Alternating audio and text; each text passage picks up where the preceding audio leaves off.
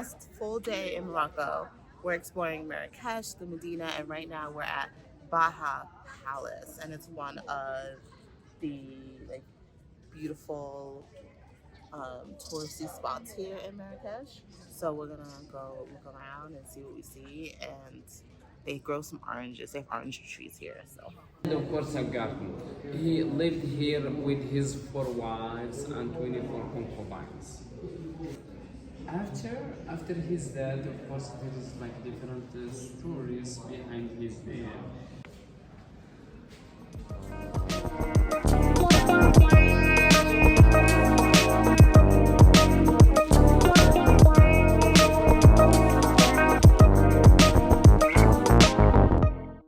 So here we have Al-Afiya with two. Then here we have Al-Baqiya. what's it mean? The wellness and the rest. The wellness and the rest. Yeah, and the more to appreciate the health. And this is a door inside of a door. They fix it. But like what you see here, we have a door inside of a door. Normally, both of doors would be closed. And why? Yes. And the way they do it, it's basically, especially for the front of the house, we would have this door inside of a door. And from the knocking, we know who is coming. If it's someone from the family or from someone from outside, of course it gives time for ladies to cover up if they have to, because the knocking would be different.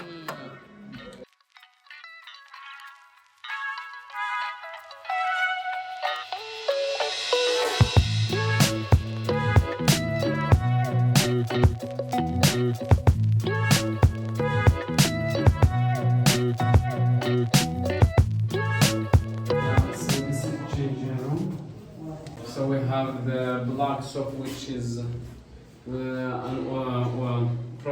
organic product. We have the result, which is the clay mask. And then of course we have the flowers, makeup. So this is a room with low temperature level. It's not as hot. So like this is where you join, and then you go. This is basically where, of course, you have experienced this yesterday. So basically, this should be heated. That was basically it started. We would have the hot water out here, and for the evaporate, we would have this things. Yeah. So over here, it's where they do the scrub. Nowadays, we have gloves, but normally they would have those stones. Oh. But nowadays it's with the glove. Yeah. So basically, the first thing they do is basically once you go inside the room, they would apply the black soap, which is organic product from olives. After you wait, of course, basically to prepare your skin for the scrub, and then we use the special glove for scrubbing. And then later, after scrubbing, we would use the ghassoul, which is a cloth to take care more of the skin. And the henna, actually, it's the best preparation for having a massage. So we're touring like a old school hammam. We got one yesterday, so this is like how they used to do it back in the day. Bye. Now we're entering, I think, a garden. This beautiful garden inside here. So please, once you come to this beautiful gate, and of course, if you look to the. Oh wow.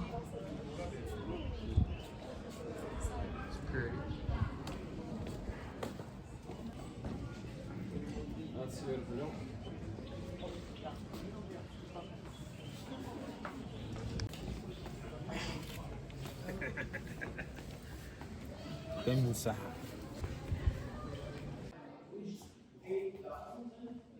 So this was the noble woman's, and he said it wasn't the first wife, but this was her like chamber. And when he first proposed, she said no, but eventually I guess she gave in. And so She had her own library, and this is where they would play music right in the section. And so what he tried to do in order to keep the women in the house, they could like 20 something concubines too, is that he would bring everything into their chamber so they didn't have a reason to leave the palace. So I don't know. It's very pretty.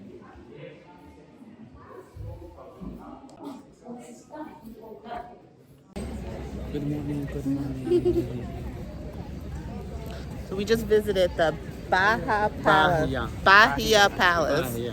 which is named after a wife of the Grand Advisor. Advisor. So it's a palace that was built on the late 19th century. So the Grand Advisor lived here with his 4 wives and 24 concubines. Yeah, It's a lot.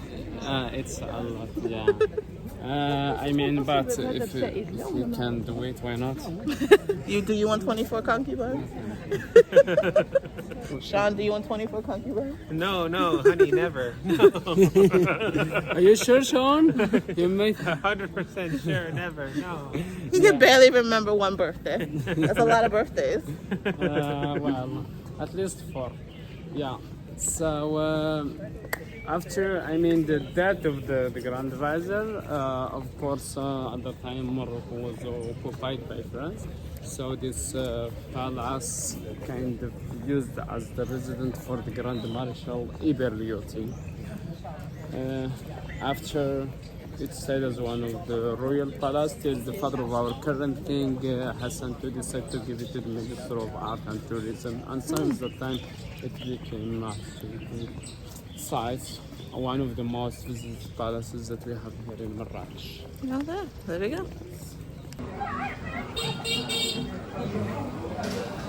We share the road here with cars and motorcyclists.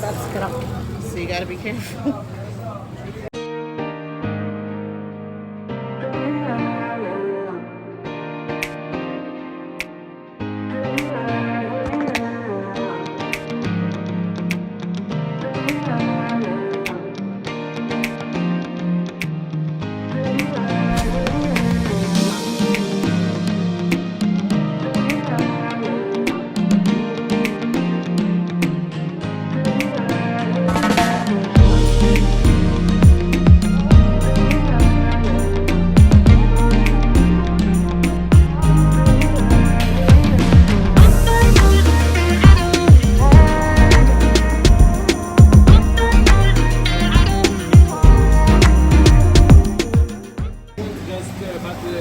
The clouds to show you like where they hit the hammam. So it's from it. We have the hammam here. So it's but however over there it's where they hit the hammam. So they I make it only creamy, just with This cream. is coffee? No, this is the sands. Oh. Sands. Yeah, has a temperature. Is hot sands. This is hot sands. The temperature is between 80 and 90. And this is exactly the perfect temperature to make coffee creamy. Only creamy. 0 bubbles is perfect coffee. And I added to coffee 6 spices. I added turmeric, cinnamon, ginger, cardamom, cloves, and anise. But I try to get balance between flavor of coffee and spices. Okay. يعني ما كتزيدش لك كشكوشه، غير الفرق هو كدير الكشكوشه هي تحرقت ولا تمرة.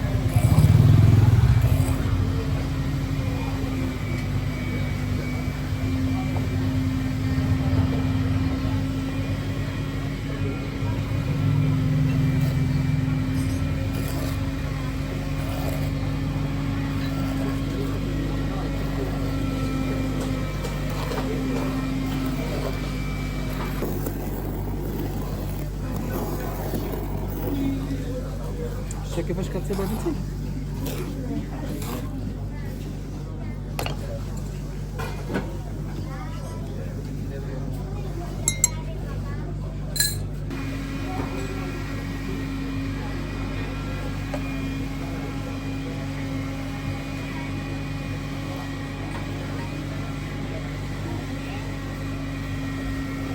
Alright. Taste the coffee the guy made. yeah.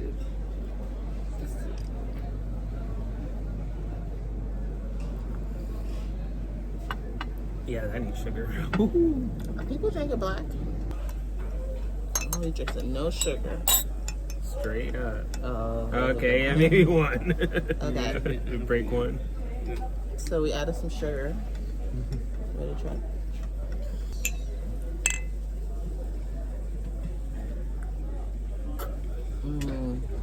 Yep. This is good.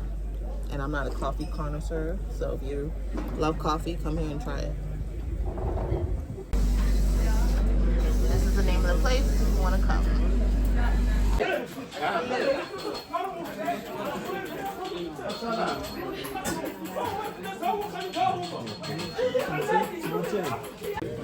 Do you want to try some olive, Sean?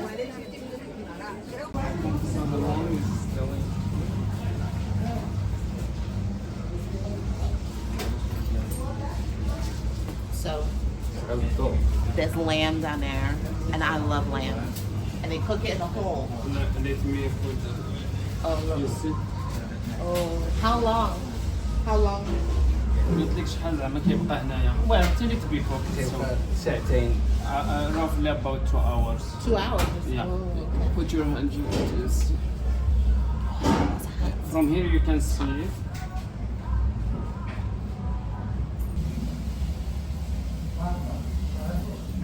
Oop, quick for steam. There we go. Lamb. Yeah, it's the It's a lamb. Go ahead, try it.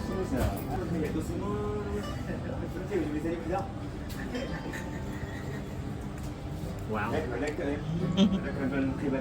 Very soft. I mean, the seasoning's up here. I took the spot that didn't have the seasoning. Let me see.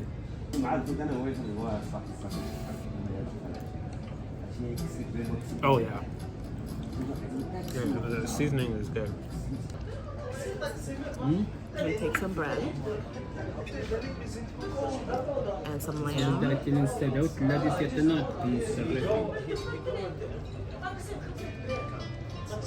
So good.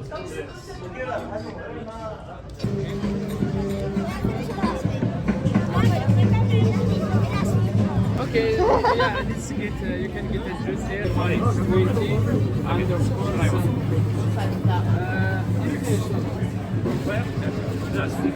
but here it's just a mix one to taste of the dry.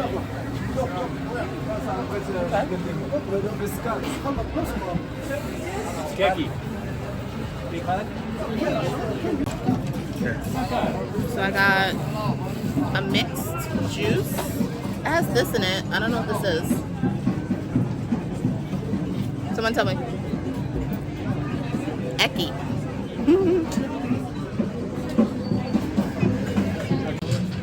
What you gonna get?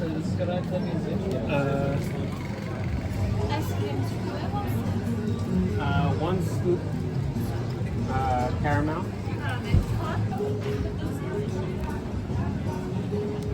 It's a pretty bad 20. All right.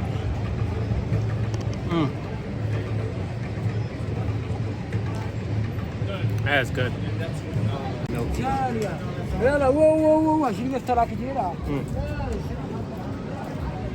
I'm glad we did it.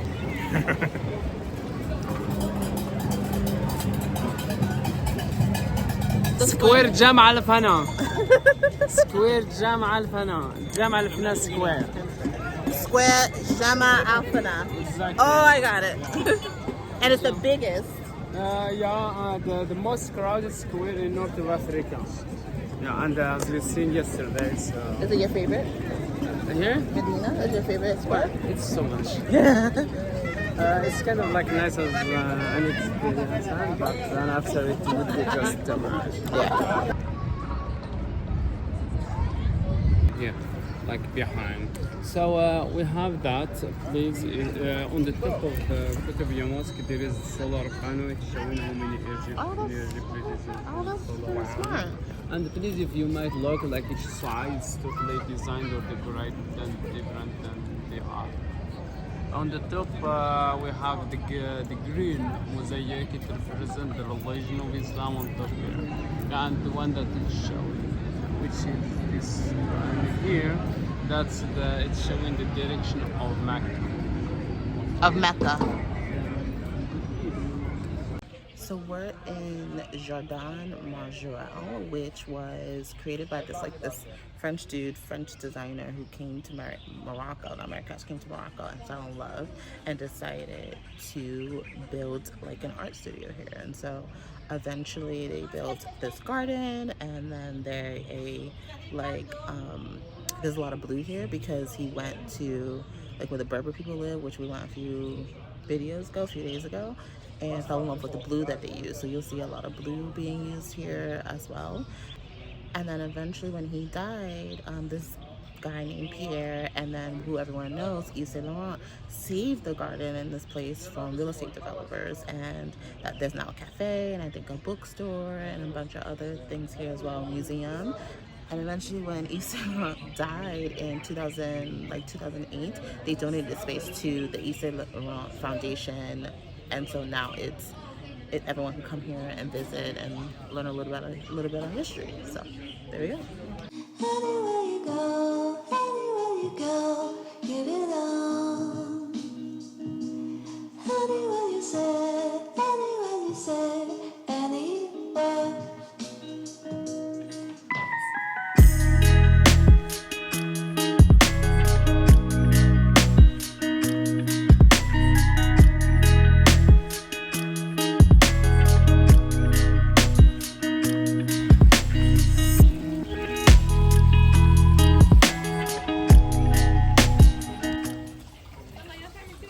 This is some of the blue we were talking about that you'll see throughout the garden.